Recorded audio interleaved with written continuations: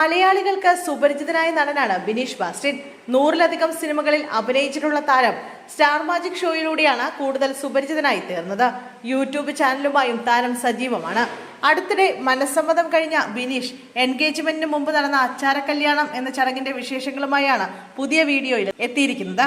അടൂർ സ്വദേശിനിയായ താരയുമായാണ് 5 വർഷത്തെ പ്രണയത്തിന് ശേഷം വിവാഹം നടക്കുന്നത്. അച്ചാര കല്യാണം എന്നാൽ മനസ്സമ്മതത്തിന്റെ ഡേറ്റ് അറിയിക്കുക, കല്യാണത്തിന്റെ ഡേറ്റ് അറിയുക, അതൊക്കെയാണ് ഇതുകൊണ്ട് ഉദ്ദേശിക്കുന്നത്. അച്ചാരം എന്നാൽ സ്ത്രീധനം കൊടുക്കേണ്ടതിനെയാണ് ഉദ്ദേശിക്കുന്നത്. പണ്ട് സ്ത്രീധനം കൊടുക്കലൊക്കെ ഉണ്ടായിരുന്നു.